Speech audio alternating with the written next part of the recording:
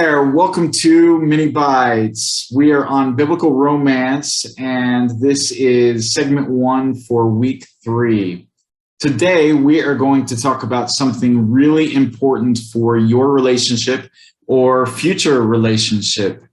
That is love languages. It's something that Gary Chapman developed. He has written a very seminal book about it. In fact, he's written many books. Now there's love languages for teenagers, for children, for animals. I'm kidding about animals, I think. There might be one on animals, I'm not sure.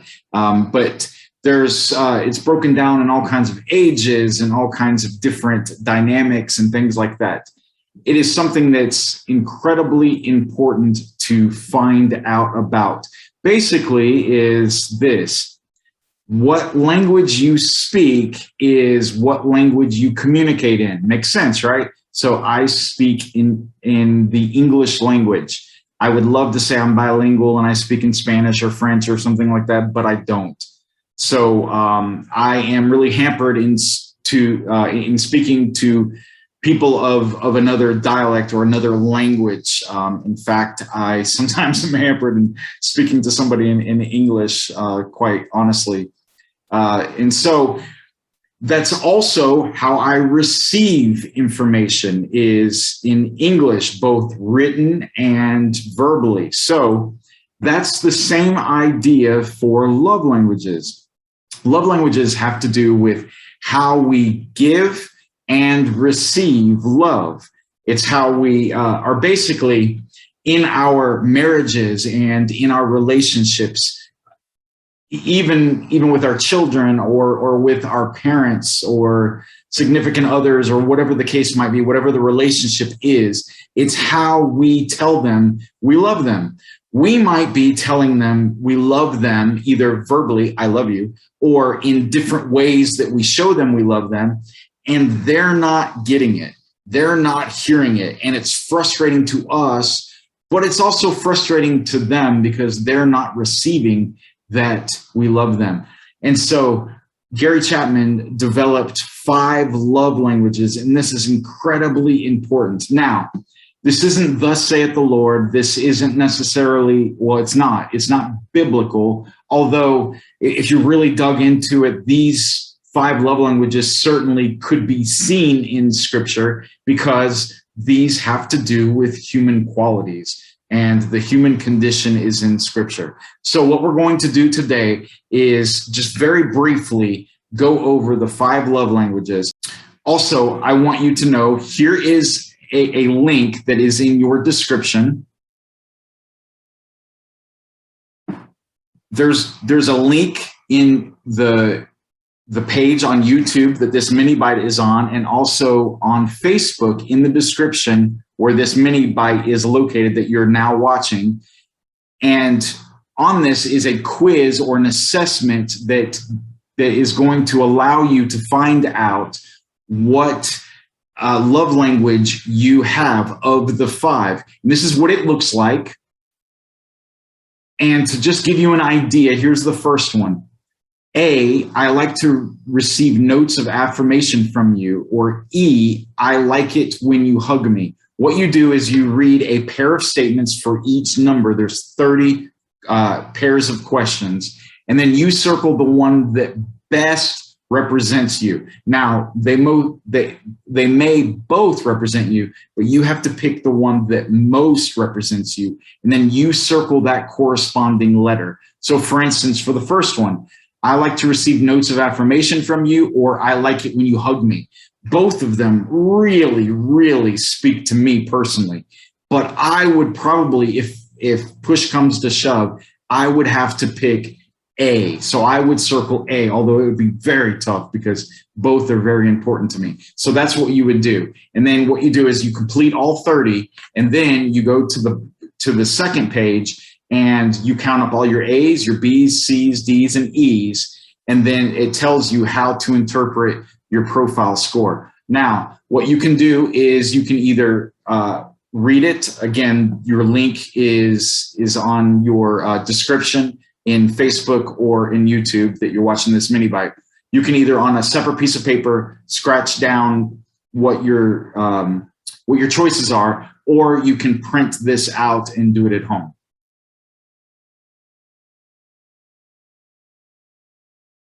So now that you've had an opportunity, hopefully, to take this assessment, or you can take this assessment later, very briefly, I want to just go over a quick overview of what each of the 5 languages are. So the first one, words of affirmation.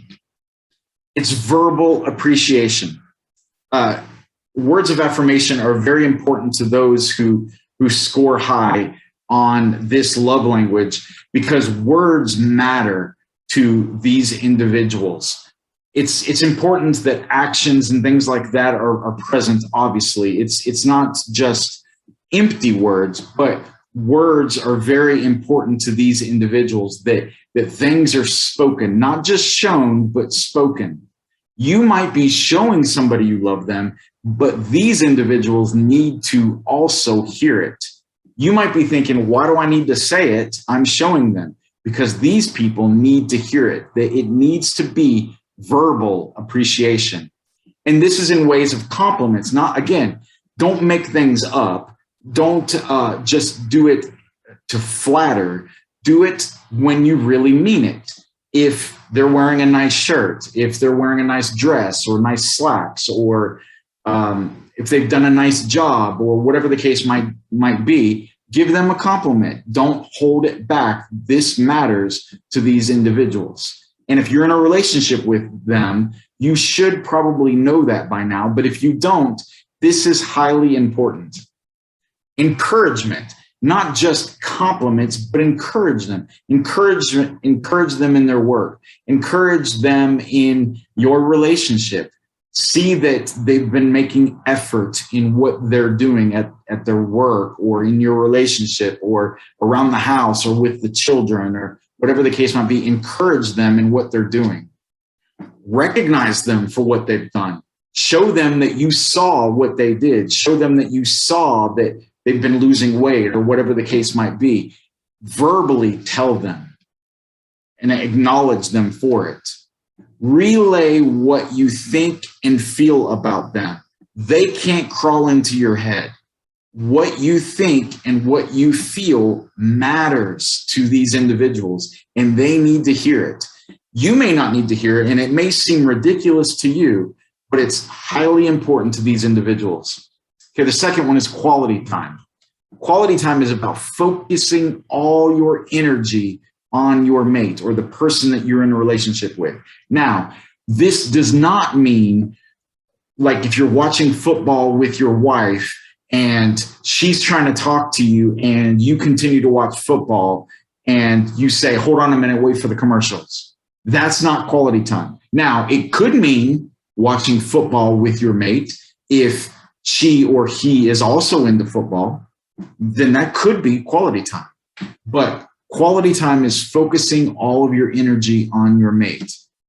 It's about reflective listening, because you are focusing your time on your mate, and so they need to hear that you've heard what they have said. So repeat back to them what they said. Not necessarily everything that they've said, but important statements that they've made. I heard that you said this. Is that what you meant? Things like that. That's important for quality time. Now, quality time is sharing experiences together. It's not always sitting on the couch, although that's probably the stereotypical quality time, and it's good for conversation, things like that. But it's shared experiences, going out and getting ice cream together as a family, or as a couple, going on a date. Things like this is quality time.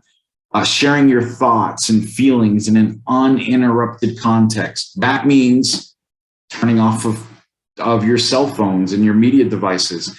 Going out to eat and both of you guys are on Facebook, or playing video games or something like that. That's not quality time. Activities that you both enjoy doing together. Now, this might be playing tennis or basketball together. This might be hiking in the outdoors together. This might be you both enjoy watching movies together. Just make sure that you both enjoy doing it together. Then it's quality time. Basically, quality time is focused time together with everything else on the peripheral. You've turned everything else off and everybody else off, and it's just you and her or you and him. Receiving gifts. This is visual symbols of love. This is really important to some people. This is because you are showing that you were thinking of them. When you were out and about with your day, when you were at the office, or when you were out to lunch, or whatever the case might be, you were thinking about them. And it's about the thrill of receiving something from your loved one. This does not have to be expensive, or it doesn't even have to even cost anything. Receiving gifts could be a letter, could be a little note. It could be when I was walking around, I saw this cool little smooth rock, and I picked it up, and it reminded me of you in this way. These are all things about just visual symbols of your love for this individual. And this doesn't have to be all of the time. You don't have to buy a dozen roses once a week to show this person that receiving of gifts is their love language, that you love them. But it needs to be thrown in the mix if this is important to the individual that you're in a relationship with, if this is their love language. Acts of service. This is about serving out of love, not out of obligation.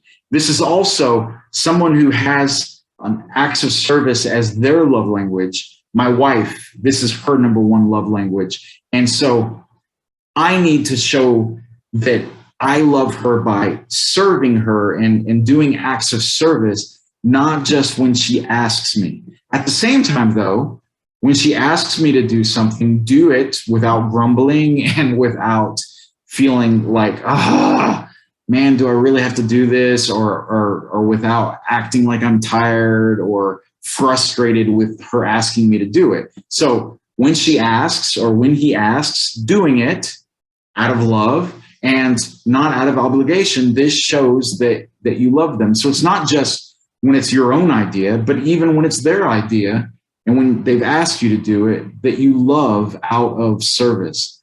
This shows sacrifice and teamwork, that you want to help them, that you want to make life easier for them, that you want to take something off of their plate. And this is huge for some people. I mentioned that this is my wife's. My number one is words of affirmation, and it's her least. Well, both of our least is giving and receiving of gifts. But besides that one, her least after that one is words of affirmation, and my least after that one is acts of service. And her top one is acts of service, and my top one is words of affirmation. You get the idea. In some ways, we're behind the eight ball, because her bottom one is my top one, my bottom one is her top one. And so we have to really work at this. And this is why this is so important in a relationship, that we understand our love languages.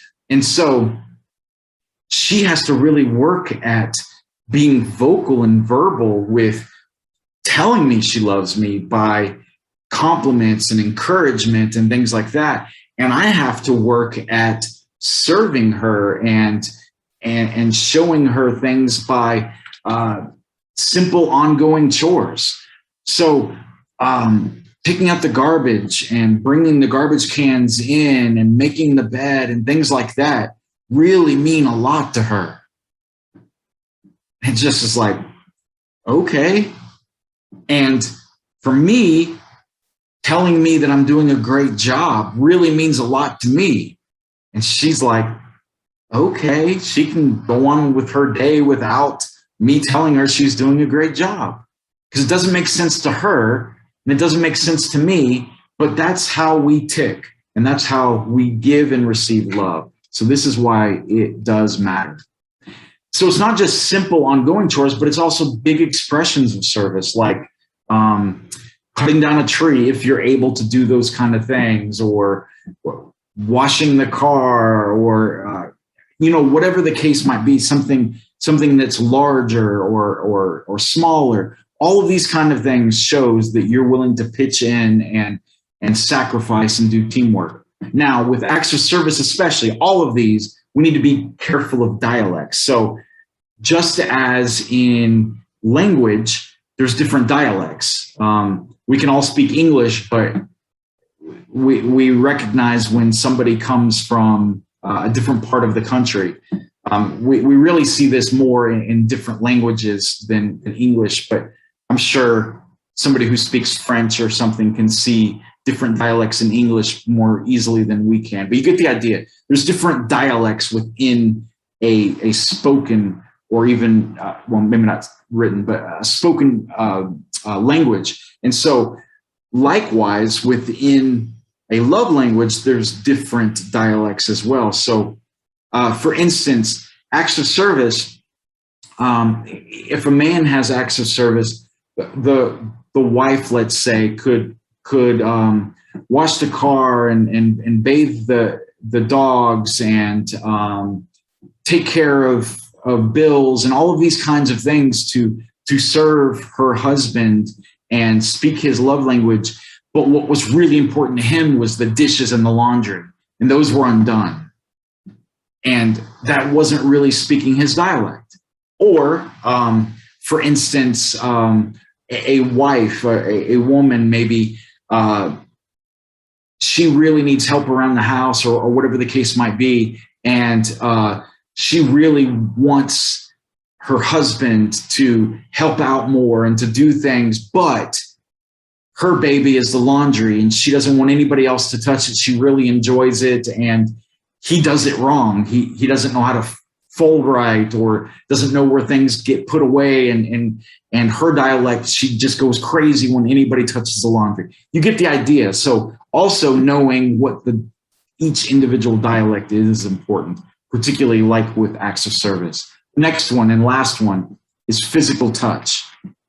This is contact with their mate. Now, obviously, sexual intercourse is very important and an incredible gift from God for a married couple, and is something important whether you have physical touch as your main love language or not. But that's just one dialect of physical touch. There's so many more. It's about holding each other. For somebody who has physical touch as their main or even secondary love language, it's important to hold somebody that needs physical touch. This could be hugs or kisses or massages or shoulder rubs. It could be small or large. It could be long or short. Scratching backs, holding hands in the car, or a simple touch as one walks by. So my top two are, it's not about me, but just to give you an example, my top two are words of affirmation and physical touch. And so what says I love you from my wife more than anything else is, and it's just really crazy, it just takes a split second. For instance, like when I'm in my office at home, and I'm like working on the computer or studying or something like that, and Miranda, my wife, walks by and she like kisses me on the cheek and just like goes like that to my shoulders or something, just says I love you, or you're doing an awesome job or something like that, and then just walks into the other room. Dude, I'm just like on another planet, and it just took a split second. So she just brushed up against me. I mean, just briefly. It wasn't like, there was this big dialogue or anything else. And she encouraged me. So there was verbal appreciation and there was physical contact, and I felt loved. So this is vitally important that we understand what our love languages are, how we give and how we receive our love is. And both are vitally important, that we share it with our mates, that they know how we receive love and that they are able to tell us the same, so that we can start speaking and receiving and giving love in a much more effective way.